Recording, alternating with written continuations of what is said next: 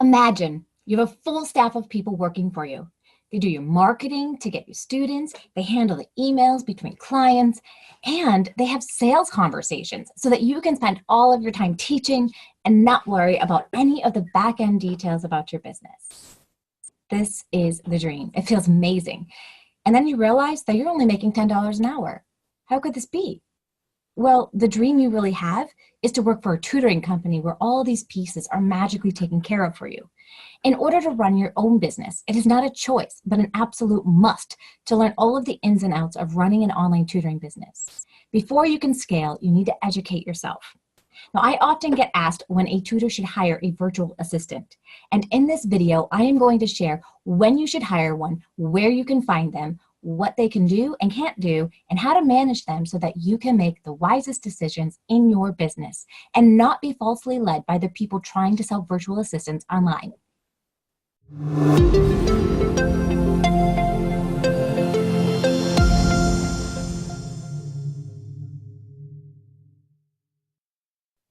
Hi, my name's Joanne Kaminski, and when I started hearing about virtual assistants, I was instantly enamored. It felt like the ideal situation. I knew there were things that I did not know how to do, so I could hire someone who knew how to do it. I began my journey with working with a virtual assistant about 3 years ago when my Facebook group began exploding. I woke up one day and there were 300 new people who wanted to be members. I personally like to welcome each person that comes into the group and make them feel special.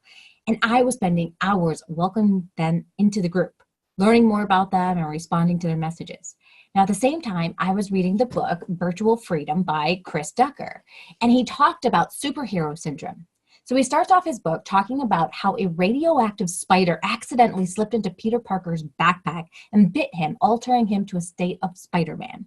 He says that in the beginning, Peter discovers he has great power, but with that power comes great responsibility. And then he mentions that as an entrepreneur, the same is true of us. He mentions that our superhero powers are the ability to see opportunities that others don't, the drive and energy to work 14-hour days, the courage to approach strangers and share our ideas, the dexterity to morph into different roles that your business needs. He says these powers are a blessing because you have the potential to impact countless lives with your vision and innovation. At the same time, your powers are a curse because you can easily be deceived into thinking you can travel down the entrepreneurial road alone. He then says, welcome, my friend, to superhero syndrome. Your symptoms are, well, no doubt, including if there's any money to be saved in doing it yourself, you'll do it. If you know how to do something, you'll teach yourself. You may have the inability to take criticism of any kind. You believe that your ideas and concepts are far greater than anyone else's. The word recharge will only apply to your cell phone. So as I was reading this, I was like, holy cow, this is totally me.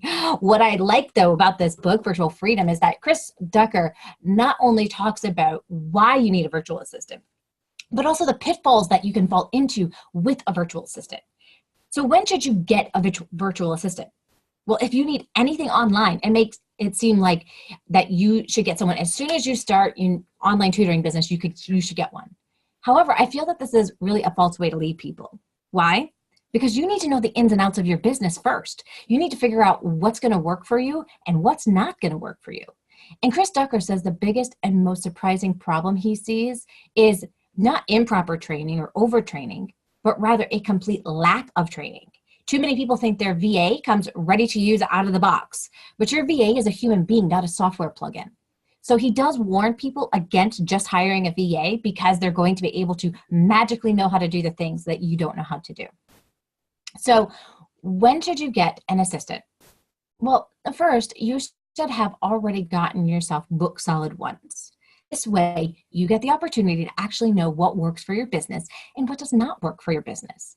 You'll be able to see where the holes are, and you're going to be able to fix them so that you can teach somebody else how to go on in and do the things that you want them to be able to do. Now, the dream that most people have is that they don't know, they want other people to get students for them. They don't know how to do the marketing. And the problem is you're going to be spending a lot of money with having somebody else do it because they don't know who your ideal client is. They don't know how to speak to your ideal client. And they certainly are not going to be able to create content that your ideal client is going to be interested in. Only you have that information. And if you don't have that information, then you need to learn that information, because you have to be clear on who your ideal client is. And nobody can really figure that out but you. And once you've booked your online tutoring business solid, you now know where the holes and gaps are in your business, and you can find the right people to be able to fill them. Now, Chris mentions in his book that everybody should have a general virtual assistant. Now, this is a person that can be able to do all those little tasks that you find just really taking up your time. It's not that you don't know how to do them. It's just that it just takes time to do them. So you can pass this off to a general virtual assistant. And some of the things that general virtual assistant can do are research keywords and topics, maintain social media and post status updates, upload blog posts, help with publishing schedules, edit videos, or check in on other team members, almost like a project manager. And one of the areas that you can hire a VA for is content writing. I hired someone to turn my videos into blog posts. I already had the content, but I just needed someone who could take that same content and optimize it for a blog. Now, the person that I hired did an amazing job when she did this. However, she was not reliable. And I wish I could tell you that it's going to be easy to find the right people to hire to do the job, but that would be false as well. You have to remember that the people you hire are people. It doesn't matter where they live, where they come from. Not everyone is going to have the same ethics and time management skills that maybe you have. And even though you tell somebody that you need something by a certain date, they may not get it done by that date, which can become really frustrating. And then you're back in the hiring cycle, right? Which means that you need to find another person that you can hire as a virtual assistant to do the writing. And once you fill these gaps in these holes, you are constantly having to find the right people if you don't find somebody who can stick. Now, I once read something that you should hire two and fire one. That means hire two virtual assistants, see which one does a better job, and then hire the other one, fire the other one. But for me personally, it doesn't feel right. I have a hard time doing that. So you want to make sure that you take the right amount of time in the interview process to hire the best possible person for the job. You could also hire a video editor for your videos. So this person could go through your videos. You could teach them how you like your videos formatted, and then they can go on in and they can edit each of your videos so that you have more time on creating that content, shooting the content, and then all you have to do is like pass off that final version to them to complete. Now, if you were finding this content helpful so far at this point, please hit subscribe, that little bell, so that you can be notified when new videos like this come on up. It is my goal to help you get found, hired, and referred. Now, what are some jobs that you think that you could outsource with your business right now? Comment below. So where can you find these virtual assistants? Well, one place you can find a virtual assistant is through an outsourcing company. Another place is like Odesk or Craigslist. In fact, I actually found my virtual assistant from the Philippines, and she's absolutely amazing, and I have no idea what I would do without her. So if you're in the Ultimate Support Group for Online Tutors on Facebook, you would have seen her welcoming you into the group. So she helps me with being able to schedule some social media posts and repurposing my content so that more people can find it.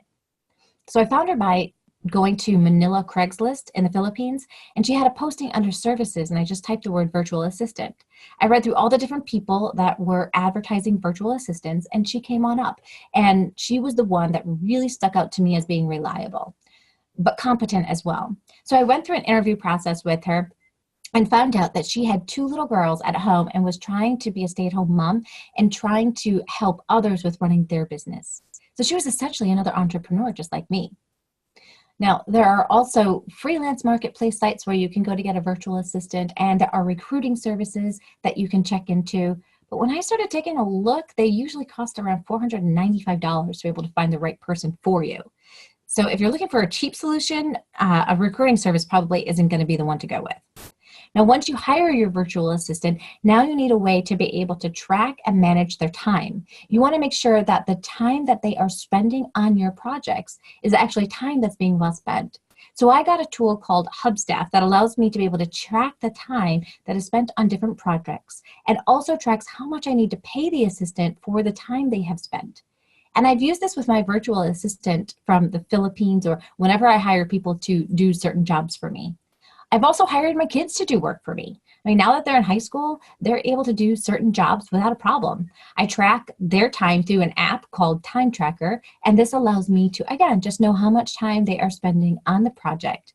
that I'm giving them and allows me to make sure that I'm paying them properly for their time. So there are a lot of things to take into consideration when you are hiring a virtual assistant. First, you want to make sure that you get book solid first so you know where your gaps really are and you can hire the right people to fill them versus expecting a virtual assistant to be the magic pill that is going to help you get more business and more clients and more students. Once you know what those gaps are, you can find the right person to be able to fill that position. And the last thing you need to do is have a tracking software so that you'll be able to pay them appropriately. And that's all there is to it. Hopefully you have found this information useful. And if you have, please like this video and hit that subscribe button and that little bell. And if you know someone who could benefit, make sure to pass this along. Now, if you are looking for answers to other people's questions, take a look at my playlist that shares the answers for you. Well, my name is Joanne Kaminski, the online business tutor coach, helping you get found, hired, and referred.